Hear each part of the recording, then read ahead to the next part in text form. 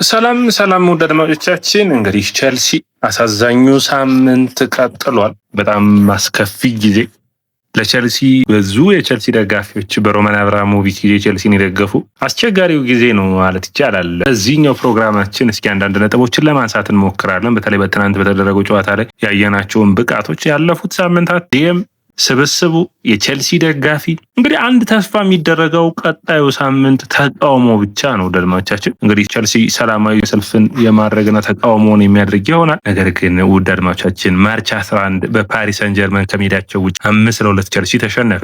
በኒውካስትል በሜዳው 1-0 ተሸነፈ። በፓሪስ ሰን ጀርመን በሜዳው 3-0 ተሸነፈ። በኤቨርተን ከሜዳው ውጭ 3-0 ተሸነፈ። በማንቸስተር ሲቲ በሜዳው 3-0 ተሸነፈ። ባለፉት የፖርታቬሌን ጨዋታ ብንዘለው 5 ሽንፈቶችን አስተናግዷል። ቸልሲ ከዚህ አጣብቂኝ እንዴት ይወጣል? በጣም አሳሳቢ ነው። አድማጮቻችን እንዴትስ መፍታት ይቻላል? ችግሩ የታወቀ ነው። በችግሩ ጉዳይ ብዙ ጊዜ አውርተናል።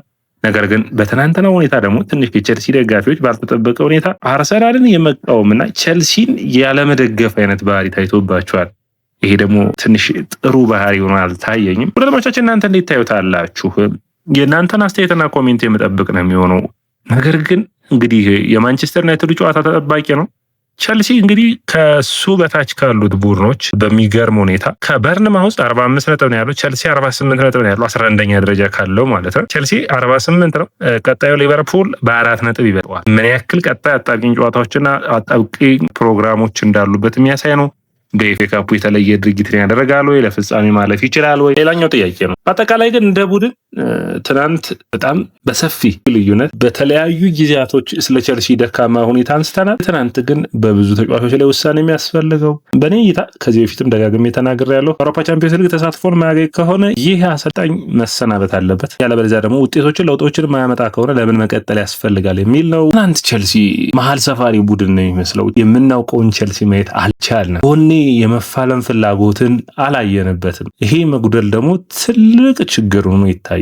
ከዛ ውጭ ደጋፊው ደግሞ አርሰናል ዋንጫ እንዳይበላ ቸልሲን ከመደገፍ አልተናነሰ ቸልሲ እንዲሸነፍ ማሰብ፣ በተለይ ኦንላይን ሚዲያ ላይ ያሉት ብዙዎች የቸልሲ ደጋፊዎች ይህን እንደማያደርጉ አምናለሁ። ነገር ግን በቁጥር ትንሽ ናቸው የማይባሉ ደግሞ ሲደግፉ አይቻለሁና ምን አይነት ስህተቶች ነው የሚያስብሉ ነው አገኘሁት። እናንተ እንዴት ታዩታላችሁ? የራስን ቡድን መደገፍ አይቀድምም? የራስ ቡድን ተሸንፎ ለተቃራኒ ቡድን ካለ ግምት አንጻር ደርቢ እንዳለ ብዙ ነገሮች እናውቃለን። ግን በምንም ሁኔታ ውስጥ የቡድን ሁኔታ ይቀድማል ብዬ አስባለሁ። ሁለተኛ ደግሞ የቡድኑ ውጤት አስደንጋጭ ነው። አልተፎካከረም ቸልሲ ትናንት። ያ በጣም ወሳኝ በሆነው ነው።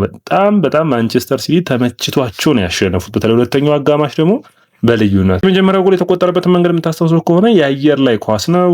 ኒኮ ራይሊ በተደጋጋሚ ባለፉት ጊዜያቶች እያደረገው ይገኛል። ከአርሰናል ጨዋታ ጀምሮ ማንቸስተር ሲቲ ብታዩት ባለፉት አርሰናልን፣ ሊቨርፑልን እንዲሁም ደግሞ አሁን ደግሞ ቸልሲ በተከታታይ ማሸነፍ ችሏል። በጣም ጥሩ ብቃት ላይ ነው የሚገኙ። ዋንጫውን ያሸንፋል አያሸንፍም ሌላ ጉዳይ ነው። ለራሱ ለማንቸስተር ሲቲ እና ለአርሰናል የሚተው ቢሆንም በቸልሲ ጉዳይ ላይ ግን ቸልሲ በጣም አስቸጋሪ ሁኔታ ላይ እንዲወድቅ አድርጎታል። ኤንዞ ማሬስካን የሚያስነፍቅ ጨዋታ ነበር። በቃ ሌላ ማለት አይቻልም። ኤንዞ ማሬስካ አንዳንድ ጨዋታዎች ላይ አይተውም፣ በቃ ጥሩ ነገር እንድሰራ ያደርጓልና ማሬስካ የሚያስናፍቅ በጣም በልዩነት ውስጥ የነበረ ጨዋታ ነው ብዬ አስባለሁ።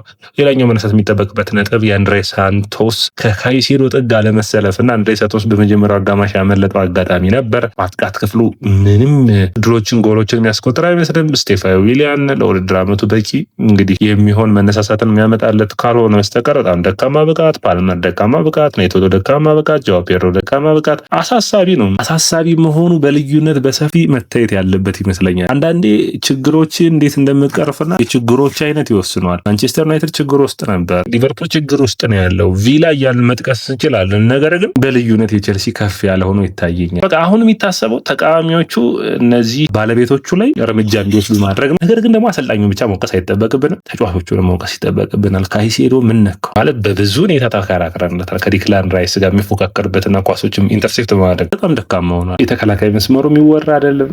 የኩኮሬላ ጥረት ጥረት አለ። እኔ እንጃ ማለት አድመው ይሆን የሚያስብል ነው። የትናንትናው ጨዋታ አድማ ላይ የሆኑ የሚል እይታ ነው የመጣብኝ። ምንድን ነው የነካቸው የሚያስብል ማለት ነው። በጨዋታ ውስጥ ፍላጎቱ የማጠር ደግሞ በስታንፎርድ ብሪጅ ነው ደጋፊዎቹ ፊት የሲቲ ደጋፊዎች ፊታቸው ዞሮ ሲጨፍሩ ማየት በራስ ስታዲየም ላይ ምንም ቢሆን ማንም እግር ኳስ ቡድን ለራሱ ክብር የሚጫወት ነው ብዬ ስለማስብ ነው በእኔ እይታ። ከአርሰናል ጋር ያይዘው ይሄ ደካማ ብቃትን ለማለፍ የሚያዋጣ አይደለም። ቸልሲ በራሱ ጉዳይ ነው መታየት ያለበት ብዬ ነው የማስበው። በኤፍኤ ካፕ መልሶ ያገኘዋል ይሄንን ስብስብ ቸልሲ። በአሁን በትናንትናው ጨዋታ እኔ 10 ጊዜ ባገኙት 10 ጊዜ የሚያሸንፉት አይመስለኝም። ፍጻሜ ቢደርሱ እንዴት ሊሆን ይችላል? እግር ኳስ ነው፣ እግር ኳስ አይገመትም። ሰላኙ ሊናገረው አሁን ወደኋላ ሰበቦችን ለመደርደር እየሞከረ ነው። ይህ ነው ትራይት ጋር እኔ በጣም በልዩነት ከሌሎቹ ጋር መፎካከር የሚችል አይደለም። አሰልጣኝ መቀየር አለበት ከተቻለ ባለቤት ላይ አሰልጣኙ ጉዳይ እኔ ገና ብዙ ነገር አለውና ፕሪሚየር ሊጉ ብቁ መስሎ አይታየኝም። እናንተ ምን ታስባላችሁ? ቀጣይ ሳምንት በባለቤቶቹ ላይ ተቃውሞ ይወጣሉ። ነገር ግን በባለቤቶች ላይ ተቃውሞ መውጣት ብቻ በቂ ነው ወይ? ትልቁ ጥያቄ ሆኖ መነሳት የሚጠበቅበት ነው። ማንቸስተር ሲቲ ጥንካሬው እንዳለ ሆኖ ግን ቸልሲ ለምሳሌ አንቶን ሴማዮን ማስፈረም ቢችል ኖሮ ከቸልሲ መስመር ተጫዋቾች ምን ያክል በልዩነት እንደሚበል ማርክ ጉሂን ለምን ማስፈረም እንደነበረባቸው እነዚህ ሁለት ተጫዋቾች ማስፈረም ቢችሉ ኖሮ ቸልሲ በተሻለ ሁኔታ መፎካከር አይችልም ነበር ወይ? ማንቸስተር ሲቲ ስላስፈረማቸው ማለት ነው። እንደዚህ አይነት ባለቤት ቸልሲ እንዲመጣለት ያስፈልጋል ከምንም ነገር የሚያወጣው እንጂ በጣም አሳሳቢ ነው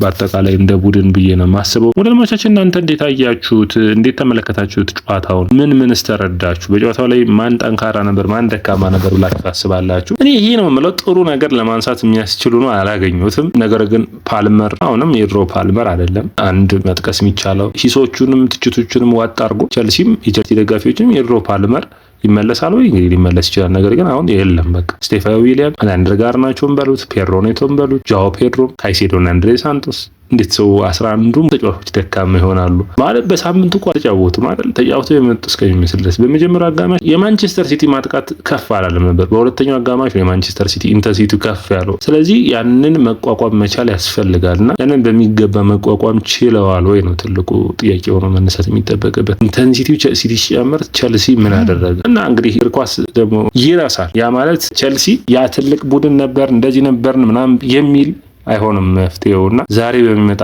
ውጤት ነው። ስለዚህ በኔ እይታ ልምድ ያላቸው አሰልጣኞች ወደ ቸልሲ መምጣት አለበት። ቸልሲ በኔ እይታ የማንቸስተር ዩናይትድ ችግር ተጠቂ ሆኗል። አሁን ዩናይትድ ከራሳቸው ችግር እየወጡ ይመስላል። ቸልሲ እንደዚህ አይነት ችግር አንዳንዴ ይሄ በጣም ተመሳሳይ ችግር ያለው የማንቸስተር ዩናይትድ ሩበን አሞሪምን ያቆየበት መንገድና ያልሆነ ኤሪክ ቴን ሃግን ማሰናበታቸው በጊዜው ስህተት ነው። ልክ ነው ባከራከረ የተሻለ ነገር ይጠበቅ ነበር። እድል ተሰጠው ገደል ነው ይዞት የገባውና አንዳንዴ ባቡሩ ወደ ገደሉ እያየህ ማስቆም ነው መፍትሄውና ይሄን አሰልጣኝ በጊዜ ማሰናበት የሚያስፈልግ ይመስለኛል። ተጫዋቾቹም ደካማ ናቸው። ትልቅ አብዮት በክረምቱ የሚጠብቀው ይመስለኛል። ወደ አድማቻችን የያ ስፖርት ነው። የያ ስፖርትን ላይክ፣ ሼር፣ ኮሜንት፣ ሰብስክራይብ ማድረጋችሁን አትርሱ።